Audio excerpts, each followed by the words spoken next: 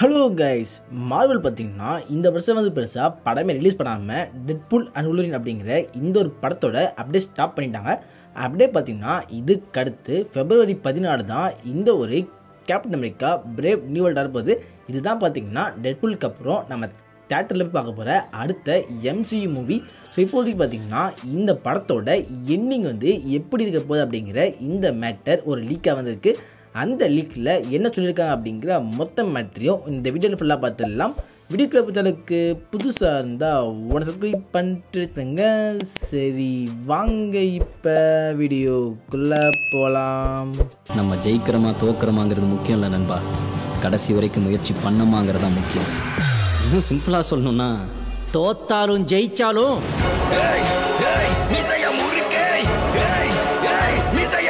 இந்த படத்தை பற்றி பேசுகிறப்ப ஃபஸ்ட் நம்ம பேச போகிற ஒரு மிகப்பெரிய முக்கியமான மேட்டர் என்னென்னு பார்த்தீங்கன்னா ரீஷூட் தான். அதாவது இந்த படம் இருக்குல்ல, இந்த படத்தை பார்த்தீங்கன்னா அவங்க ஏகப்படத்தை ரீஷூட் பண்ணி அந்த கதையை அப்படியே மாற்றிக்கிட்டே இருக்காங்க. அதாவது பார்த்தீங்கன்னா ஸ்டார்டிங்கில் இந்த படத்தை ஸ்டார்ட் பண்ணுறப்ப ஒரு ஐடியாவோடு ஸ்டார்ட் பண்ணாங்க. பட் அதுக்கடுத்து பார்த்தீங்கன்னா அதோட ஸ்க்ரீனிங் பண்ணப்போ அந்த ஆடியன்ஸ் பார்த்தீங்கன்னா இந்த படம் நல்லா வேலைன்னு சொல்கிறப்ப அதுக்கடுத்து அப்படியே திரும்ப ஷூட் பண்ணி இந்த படத்தோட ஸ்டோரியை லைட்டாக மாற்றி திருப்பி ஒரு ஸ்க்ரீனிங் பண்ணாங்க. அந்த ஸ்க்ரீனிங்லையுமே பல பேர் பார்த்திங்கன்னா இந்த படத்தை கழுவி ஊற்றிருக்காங்க. அதுக்கடுத்து பார்த்திங்கன்னா இந்த படத்தோட மொத்த கோட்டையும் பார்த்திங்கன்னா அப்படியே அழிச்சிட்டு ஃபஸ்ட்டில் இந்த படத்தை ஸ்க்ராட்சிலேருந்து ரீபில்ட் பண்ணாங்க. அப்படி பண்ணி இப்போ ரீசெண்டாக இன்னொரு டெஸ்ட் ஸ்க்ரீனிங்கில் எடுத்து போய் காட்டுறப்ப திரும்பவும் பார்த்திங்கன்னா நிறைய பேர் வந்து இந்த படத்தில் குறைகள் சொல்லியிருக்காங்க. இப்போதைக்கு பார்த்திங்கன்னா திரும்பவும் ஒரு ரீஷூட் போக போகுது அப்படிங்கிற இந்த மேட்டர் தான் பார்த்தீங்கன்னா இப்போதைக்கு பல பேர் சொல்லிட்டு இருக்காங்க. இந்த லாஸ்ட் ரீஷூட் பார்த்திங்கன்னா இந்த படத்தை வந்து முன்னெதிர் ஷூட் மாதிரி ஃபுல்லாக பண்ண போகிறதில்ல, ஜஸ்ட்டு பார்த்திங்கன்னா சில பல மேட்டர் மட்டும் மாற்ற போகிறாங்க அப்படிங்கிற அந்த மாதிரி ஒரு லீக் போயிட்டுருக்கு. அதுலேயே பார்த்திங்கன்னா இப்போதைக்கு இந்த படத்தோட எண்டிங் எப்படி இருக்கலாம் அப்படிங்கிற இந்த மேட்டரை வந்து ஒரு லீக் சொல்லியிருக்காங்க. இவங்க சொல்கிற பல மேட்டர் பார்த்திங்கன்னா உண்மையாக போயிருக்கு. இது வந்து பார்த்திங்கன்னா நடக்கிறதுக்கு வாய்ப்பு நிறையவே இருக்குன்னு சொல்கிறாங்க. நம்ம வந்து பார்த்திங்கன்னா ஒரு 50-50 நடக்கிற வாய்ப்பு இருக்குது அப்படின்னு வச்சுக்கலாம். ஸோ இப்போதைக்கு பார்த்திங்கன்னா இந்த படம் எண்டிங்கில் நம்ம கேப்டன் அமெரிக்கா, அதாவது நம்ம சாம் வில்சன் கேப்டன் அமெரிக்காவும் அதுக்கடுத்து ஆப்போசிட்டில் நம்ம ரிட்டலுக்கும் ரூயின்ஸ் ஆஃப் ஒயிட் ஹவுஸில் சண்டை போடுறாங்க அப்படிங்கிற இந்த மேட்டர் சொல்கிறாங்க. அதாவது இந்த படத்தில் வந்து ஒயிட் ஹவுஸை காலி பண்ண போகிறாங்க அப்படிங்கிற மாதிரி இப்போதைக்கு சொல்லியிருக்காங்க. அந்த ஒரு காலியான ஒயிட் ஹவுஸ் இருக்கும்ல, அந்த இடத்துல பார்த்தீங்கன்னா இப்போதைக்கு இவங்களோட ஃபைனல் ஃபைட் நடக்க போகுது. பாசிபிளி பார்த்திங்கன்னா நம்ம வந்து ட்ரெய்லரில் பார்த்தோம்ல, நம்ம ரெட்டலுக்கு பார்த்திங்கன்னா ஒரு பெரிய கார் தூக்கி போடுவார். அப்படியே நம்ம ஃபால்கன், அதாவது கேப்டன் அமெரிக்கா அந்த காரை வந்து துண்டாக்குற மாதிரி காமிச்சிருப்பாங்க.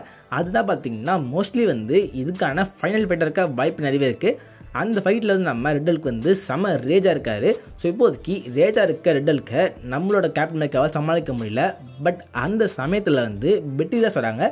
பெட்டிலாஸை பார்த்ததுக்கப்புறமா நம்ம ரெட்டலுக்கு வந்து லைட்டாக சமாதானமாகிற மாதிரி இருக்குது. இந்த ஒரு சமயத்தில் நம்ம ரெட்டலுக்கு பார்த்திங்கன்னா நம்ம சாம் வில்சன் ஒரு அடமெண்ட்டை வெப்பனால் குத்திடுறாரு. அப்படி குத்துறப்ப அவரோட ஹல்க் ஃபார்ம்லேருந்து அவர் வந்து பார்த்திங்கன்னா மறுபடியும் ஹியூமன் ஃபார்முக்கு மாறுறாரு. அதை பார்த்திங்கன்னா இந்த படத்தில் அடமெண்ட்டை வெப்பனுக்கு ஒரு புது பவர் தரப்படுறாங்க. அந்த பவரை பற்றி அப்புறம் சொல்கிறேன். ஸோ இப்போதைக்கு பார்த்திங்கன்னா அவர் வந்து ஹியூமன் ஃபார்முக்கு மாறினதுக்கு அப்புறமா லீடர்னு ஒருத்தர் இருக்கான். அவன் தான் வந்து இப்போதைக்கு நம்மளை கண்ட்ரோல் பண்ணி நிறைய மேட்டர் பண்ணியிருக்கான். ஸோ இப்போதைக்கு பார்த்திங்கன்னா நிறைய பேர் மேலே தப்பு இல்லை, நம்ம தப்பு பண்ணிட்டோம் அப்படின்ட்டு அவர் புரிஞ்சுக்கிறாரு. அதுக்கடுத்து அவர் பார்த்திங்கன்னா அவரை தானே வந்து சரண்டர் பண்ணிக்கிட்டு இப்போதைக்கு ராஃப்டில் இருக்கார். பெட்டிலாஸ் பார்த்திங்கன்னா நம்ம ரெட்டலுக்கு ஒரு க்யூர் தேடி அவங்க போவாங்க அப்படிங்கிற அந்த மேட்டர் பார்த்து சொல்லியிருக்காங்க. பட் இந்த ரெட்டலுக்கு ஒரு க்யூர் இருக்குமா கேட்டிங்கன்னா அதுக்கான சான்ஸ் வந்து ரொம்ப கம்மி தான். மேபி பார்த்திங்கன்னா பெட்டிலாஸ் வந்து நம்ம ப்ரூஸ் பேனரை பார்த்து அதுக்கப்புறமா ப்ரூஸ் பேனரோட ஹெல்ப் பண்ணுமா ராஸ்க்கு அந்த பவரை கண்ட்ரோல் பண்ண சொல்லி தரதுக்கு வாய்ப்பு நிறைய இருக்குது. ஸோ என்ன பண்ணுறாங்க அப்படிங்கிற மேட்டரை வெயிட் பண்ணி பார்க்கலாம். அதுக்கடுத்து பார்த்திங்கன்னா நம்ம கேப்டன் அமெரிக்கா திரும்ப வந்து அவெஞ்சர்ஸை அசம்பிள் பண்ணுறதுக்கு வாய்ப்பு இருக்குது அப்படிங்கிற இந்த மேட்டரை சொல்லி அதே தாண்டி பார்த்திங்கன்னா டோரஸ் அப்படிங்கிற இந்த கேரக்டரை நம்ம அந்த சீரீஸ்லேயே பார்த்துருப்போம். அந்த கேரக்டர் தான் பார்த்திங்கன்னா அடுத்த ஃபால்கனாக மாறப்படாது. அந்த கேரக்டர் தான் இந்த ஒரு புது அவெஞ்சர்ஸ் டீமில் ஃபஸ்ட் ஹீரோட்டாக இருப்பார். அதுக்கடுத்து அப்படியே நிறைய மெம்பர்ஸை அவர் சேர்க்குற மாதிரி காமிச்சு இந்த படத்தை முடிச்சுடுவாங்க சொல்கிறாங்க. பட் இந்த இடத்துல பார்த்திங்கன்னா ரெக்ரூட் பண்ணுற வேலையை வந்து நம்ம சாம் வில்சன் பண்ணுவார் அப்படிங்கிற மாதிரி ஒரு லீக்கில் சொல்கிறாங்க. இன்னொரு லீக்கில் பார்த்திங்கன்னா நம்ம ஃபஸ்ட் டைமாக பார்த்திங்கன்னா அவெஞ்சர்ஸ் அப்படிங்கிற அந்த பேரை வந்து MCUவில் சொன்னதும் சரி, அந்த டீமை வந்து அசம்பிள் பண்ணதும் சரி நம்ம நிக் ஃபியூரி தான். அதனால வந்து மேபி பார்த்தீங்கன்னா நிக் ஃபியூரி திரும்ப வந்து அடுத்த ஒரு நியூ அவெஞ்சர்ஸை அசம்பிள் பண்ணலாம் அப்படிங்கிற இந்த மேட்டர் சொல்கிறாங்க. அதான் பார்த்தீங்கன்னா நம்ம ஆல்ரெடி மார்வல்ஸ் படத்தை பார்த்துருப்போம். அந்த படத்தோட எண்டிங்கில் வந்து மோனிகா ராம்போ வேற ஒரு இடத்துல போயிட்டு மாட்டிக்கிட்டமே காமிச்சு இப்போதைக்கு பார்த்தீங்கன்னா அவங்கள காப்பாற்றுறதுக்கு நம்ம நிக் ஃபியூரி நினைப்பாரு. அப்படிதான் பார்த்தீங்கன்னா அந்த படத்தை முடிச்சிருக்காங்க. ஸோ இப்போதைக்கு பார்த்தீங்கன்னா அவரே வந்து நிறைய மெம்பர்ஸை பார்த்துட்டு இப்போதைக்கு பார்த்தீங்கன்னா எனக்கு தெரிஞ்ச பொண்ணு வந்து ஒரு ஆபத்தில் இருக்கா. இது வந்து பார்த்தீங்கன்னா நார்மல் பிரச்சனை இல்லை, இது வந்து ஒரு மல்டிவர்ஸ் லெவல் பிரச்சனை. அதாவது பார்த்தீங்கன்னா அவள் வேறு யூனிவர்ஸ்லாம் மாட்டிருக்காள். அந்த மேட்டர்லாம் சொல்லி பார்த்தீங்கன்னா அவர் வந்து மல்டிவர்ஸ் லெவலில் சண்டை போடுறதுக்காகவே ஒரு புது டீம் ஃபார்ம் பண்ணலாம். ஐ மீன் அவங்கள காப்பாற்றுறது மட்டும் பிரச்சனை இல்லை, இந்த இடத்துல பார்த்தீங்கன்னா மல்டிவர்ஸ் அப்படிங்கிற ஒன்று இருக்குது அப்படிங்கிற மேட்டர் நம்ம நிக் ஃபியூரிக்கு தெரிய வந்திருக்கு. அதையும் தாண்டி பார்த்தீங்கன்னா டாக்டர் டூம் பற்றி எப்படியாச்சும் அவருக்கு ஏதாச்சும் ஒரு விஷயம் மூலமாக தெரிய வந்திருக்கலாம்.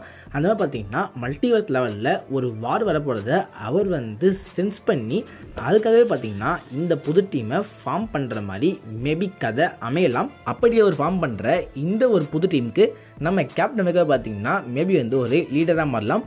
இந்த 2 வெர்ஷனில் எந்த வெர்ஷன் நல்லாயிருக்கு, எது வந்தால் உங்களுக்கு ஒரு செட் ஆகும் அப்படின்ட்டு தோன்ற மேட்டரை கீழே கமெண்ட்டில் பண்ணுங்கள்.